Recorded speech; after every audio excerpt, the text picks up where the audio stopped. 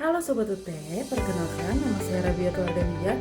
Saya dari Prodi Ilmu Komunikasi Universitas Terbuka UPBJJ Banjarmasin. Tujuan video saya kali ini adalah tugas 3 public speaking berpidato. Jadi langsung aja, let's go.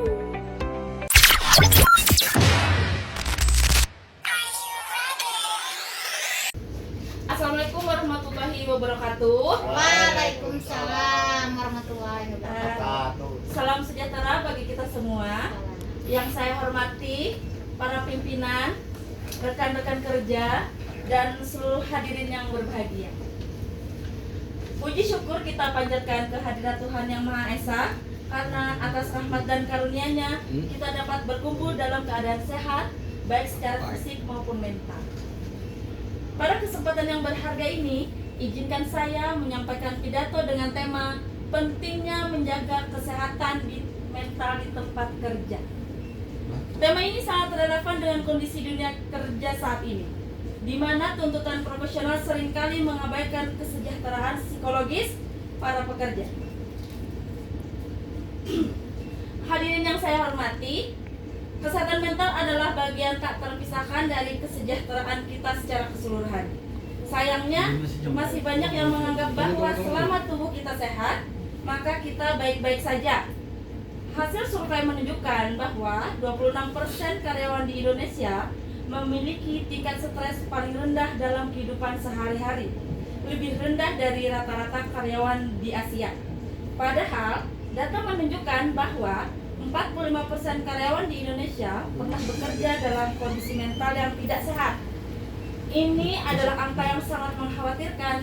Data ini berasal dari laporan Health on Demand 2023 oleh Mercer Mars Benefits, yang melakukan survei terhadap lebih dari 17.500 karyawan di 16 negara, termasuk 5.200 responden dari Asia. Gangguan mental di tempat kerja tidak terjadi begitu saja.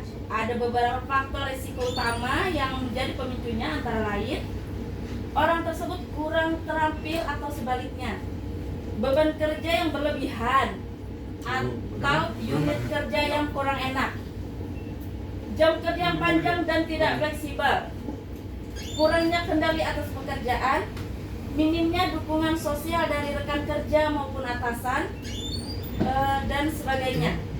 Kelima faktor ini dapat menyebabkan stres yang berkepanjangan dan burnout, yaitu kondisi kelelahan fisik dan emosional yang serius, yang berdampak langsung pada produktivitas dan kualitas hidup karyawan. Health Collaborative Center menunjukkan bahwa 6 dari 10 pekerja Gen Z Ibu? Ya, Gen Z, oke. Di sektor keuangan Ibu, mengalami burnout akibat tekanan kerja, kurangnya work-life balance, dan budaya kerja digital yang tidak sehat. Namun, kita tidak boleh hanya fokus pada masalah, kita juga harus melihat solusi dan manfaat dari menjaga kesehatan mental di tempat kerja. Riset menunjukkan bahwa perhatian terhadap kesehatan mental melalui program wellness maupun program well-being dan konsultasi psikolog dapat meningkatkan motivasi dan komitmen karyawan perusahaan. Yang mendukung kesehatan mental karyawan dapat meningkatkan produktivitas hingga 30% dan menurunkan tingkat absensi secara signifikan. Berarti kalau alfanya banyak seperti saudara Rida, dia agak stres ya. Nah, ini membuktikan bahwa investasi dalam kesehatan mental bukan hanya bentuk kepedulian, tetapi juga strategi bisnis yang cerdas. Jadi karyawan mentalnya sehat, absensinya bagus, kreativitasnya juga bagus. Nah, program-program seperti konseling psikolog. Jadi mungkin Bapak Aceh bisa konseling psikolog, si Rida mungkin agak stres kan.